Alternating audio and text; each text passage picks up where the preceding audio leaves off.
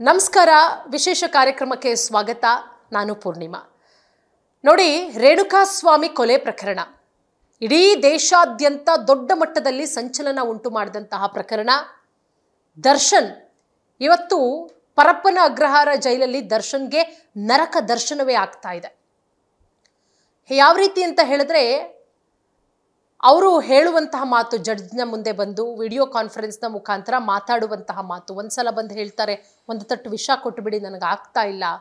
ಯಾವುದೇ ರೀತಿ ಸೌಲಭ್ಯಗಳು ಸಿಗ್ತಾ ಇಲ್ಲ ಪ್ರತಿ ಬಾರಿ ಒಂದಷ್ಟು ಸೌಲಭ್ಯಗಳು ಬೇಕು ಅಂತ ಹೇಳಿ ಕೋರ್ಟ್ಗೆ ಮನವಿ ಮಾಡ್ಕೊಳ್ತಾರೆ ಎರಡೂ ಕಡೆಯ ವಿಚಾರಣೆ ಆಗುತ್ತೆ ಅದು ಹಾಗೆ ಪೆಂಡಿಂಗಲ್ಲಿ ಉಳ್ಕೊಳ್ಳುತ್ತೆ ಮತ್ತೆ ಜೈಲಾಧಿಕಾರಿಗಳ ಮೇಲೂ ಕೂಡ ದರ್ಶನ್ ಪರ ವಕೀಲರು ಒಂದಷ್ಟು ಆರೋಪಗಳನ್ನು ಕೂಡ ಮಾಡಿದ್ದಾರೆ ಕರೆಕ್ಟಾಗಿ ಸೌಲಭ್ಯಗಳು ಕೊಡ್ತಿಲ್ಲ ಕೋರ್ಟ್ ಹೇಳಿದ್ರೂ ಕೂಡ ಕೊಡ್ತಾ ಇಲ್ಲ ಯಾಕೀಗ ಮಾಡ್ತಾ ಇದ್ದಾರೆ ಅಂತ ಹೇಳಿ ಒಟ್ಟಾರೆ ಪರಪ್ಪನ ಅಗ್ರಹಾರ ಜೈಲಲ್ಲಿ ಇದೇ ದರ್ಶನ್ ಮೊದಲ ಬಾರಿಗೆ ಜೈಲಿಗೆ ಹೋದಂತಹ ಸಂದರ್ಭದಲ್ಲಿ ರಾಜಾತಿಥ್ಯ ಆ ಪರಪ್ಪನ ಅಗ್ರಹಾರ ಜೈಲನ್ನು ರೆಸಾರ್ಟ್ ಆಗಿ ಮಾಡ್ಕೊಂಡಿದ್ರು ಒಂದು ಕೈಯಲ್ಲಿ ಸಿಗರೇಟು ಒಂದು ಕೈಯಲ್ಲಿ ಕಾಫಿನೋ ಟೀದೋ ಮಗ್ಗಿಟ್ಕೊಂಡು ಚೇರಲ್ಲಿ ಕೂತ್ಕೊಂಡು ಏನು ರೆಸಾರ್ಟಲ್ಲಿ ಆರಾಮಾಗಿ ನಾವು ಫ್ರೀಯಾಗಿ ಇರೋ ಬರ ಸ್ಟ್ರೆಸ್ಸು ಇರೋ ಬರ ಟೆನ್ಷನ್ ಎಲ್ಲ ಮರೆತು ಮಾಡ್ತೀವಲ್ಲ ಹೋಗಿ ರೆಸ್ಟ್ ಮಾಡ್ತೀವಲ್ಲ ಆ ರೀತಿ ಆ ಫೋಟೋಗಳು ಯಾವಾಗ ವೈರಲ್ ಆಗುತ್ತೆ ವಿಡಿಯೋ ಕಾಲ್ನ ಮಾಡೋದ್ರ ಮುಖಾಂತರ ರೌಡಿ ಶೀಟರ್ಗಳಿಗೆ ಬರ್ತ್ಡೇಗೆ ವಿಶ್ ಮಾಡೋದನ್ನು ಏನು ಹೇಳ್ತೀರಾ ವಿಡಿಯೋ ಕಾಲ್ ಮುಖಾಂತರ ಇದೆಲ್ಲವೂ ಬಹಳ ವೈರಲ್ ಆದ ಕೂಡಲೇ ಬಳ್ಳಾರಿಗೆ ಎತ್ತಿ ಬಿಸಾಕ್ತಾರೆ ಅದಾದಮೇಲೆ ಅವ್ರಿಗೆ ಬೇಲ್ ಆಗುತ್ತೆ ಅದಾದಮೇಲೆ ಸುಪ್ರೀಮಿಂದ ಬೇಲ್ ರಿಜೆಕ್ಟ್ ಆಗಿ ಮತ್ತೆ ಈಗ ಪರಪ್ಪನ ಅಗ್ರಹಾರ ಜೈಲು ಸೇರಿದ ಮೇಲೆ ಸಾಕಷ್ಟು ದಿನಗಳಾಗಿದೆ ಜೈಲಲ್ಲಿ ಅಕ್ಷರಶಃ ದರ್ಶನ್ನು ನರಕ ದರ್ಶನವೇ ಆಗ್ತಾ ಇದೆ ದರ್ಶನ್ಗೆ ಅಂತಾನೆ ಹೇಳ್ಬೋದು ಯಾವುದೇ ಸೌಲಭ್ಯ ಸಿಗ್ತಾ ಇಲ್ಲ ಕರೆಕ್ಟಾಗಿ ಸೂರ್ಯನ ಬೆಳಕು ನೋಡೋದಕ್ಕಾಗ್ತಾ ಇಲ್ವಂತೆ ಚರ್ಮದ ಕಾಯಿಲೆಗಳು ಶುರುವಾಗ್ತಿದೆಯಂತೆ ಮತ್ತೆ ಬೆನ್ನು ನೋವಿದೆಯಲ್ಲ ಈ ದರ್ಶನ್ಗೆ ಆಪರೇಷನ್ ಮಾಡಿಸ್ಕೊಳ್ಳಿ ಅಂತ ಕೋರ್ಟ್ ಅನುಮತಿ ಕೊಟ್ಟರು ಕೂಡ ಯಾವುದೇ ರೀತಿ ಆಪರೇಷನ್ ಆಗಿಲ್ಲ ದರ್ಶನ್ಗೆ ಅದು ಯಾಕೆ ಆಪರೇಷನ್ ಮಾಡಿಸ್ಕೊಳ್ಳಿಲ್ವೋ ಗೊತ್ತಿಲ್ಲ ಕ್ಯಾಮ್ರಾ ನೋಡಿದ ಕೂಡಲೇ ಪದೇ ಪದೇ ಬೆನ್ನು ಮುಟ್ಟು ನೋಡ್ಕೋತಾರೆ ಮೊನ್ನೆ ಕೋರ್ಟಲ್ಲೂ ಹಾಗೆ ಅಂತೆ ವಿಡಿಯೋ ಕಾನ್ಫರೆನ್ಸ್ ಮುಖಾಂತರ ಬಂದಂಥ ಟೈಮಲ್ಲಿ ಪದೇ ಪದೇ ಬೆನ್ನನ್ನು ಮುಟ್ಟು ನೋಡ್ತಾ ಇದ್ರಂತೆ ದರ್ಶನ್ ಅಲ್ಲಿ ನ್ಯಾಯಾಧೀಶರು ಕೂತಂಥ ಸಂದರ್ಭದಲ್ಲಿ